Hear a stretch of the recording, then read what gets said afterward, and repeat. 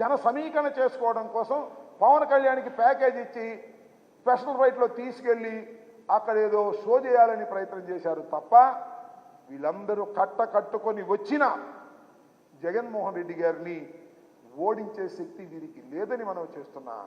నిన్న ఒక మాట అన్నాడు పవన్ కళ్యాణ్ గారు, 20 మందిని మారుస్తున్నారంట, ఇంకో 80 మందిని మారుస్తారనే సమాచారం ఉంది. పోనేలే బాబు, మా పార్టీలో సమాచారాన్ని కూడా నీకు తీసుకుంటున్నావు, తప్పో రైటో.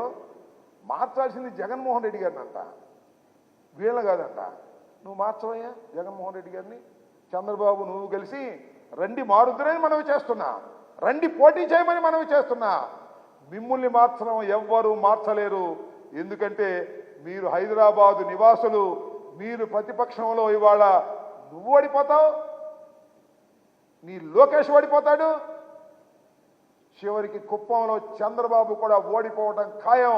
కారణం ఒకటే మనవి చేస్తున్నా, జగన్మోహన్ రెడ్డి గారి సంక్షేమ కార్యక్రమాలు 90% ప్రతి ఇంటికి వెళ్ళాయి. ఒక 10% అందకపోతే అందకపోవచ్చు, ఎందుకంటే వాళ్ళకు ఉన్నటువంటి ఇన్కమ్ ట్యాక్స్ కట్టేవాళ్ళు హయ్యర్ లెవెల్లో ఉన్నవాళ్ళు తప్ప 90% గృహాలకు ఏదో ఒక పథకాన్ని అందించినటువంటి ప్రజా సంక్షేమ కార్యక్రమాలలో గొప్ప అయినటువంటి మేటైనటువంటి జగన్మోహన్ రెడ్డి గారిని ఓడించటం మీ తరం కాదు.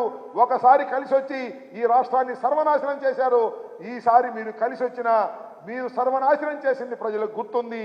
ఇవాళ జగన్మోహన్ రెడ్డి గారిని దూషించడం కోసమే మీరు అక్కడ సభ పెట్టారు, కలిసికట్టుగా దూషించారు, కలిసికట్టుగా ఇష్టం వచ్చినట్టు మాట్లాడారు. ప్రజలు గమనిస్తున్నారు, దానికి సరైనటువంటి సమాధానం చెప్తారు ఈ రాష్ట్ర ప్రజలని కూడా ఈ సందర్భంగా నేను మనవి చేస్తున్నాను. మిమ్మల్ని మార్చడం మాత్రం ఎవరి వల్ల కాదు, మీరు ప్రతిపక్షంలోనే ఉంటారు. ఆ ప్రతిపక్షంలో కూడా మీకు గెలవని దశలో ఉంటారని ఈ సందర్భంగా చెప్పదలుచుకున్నాను.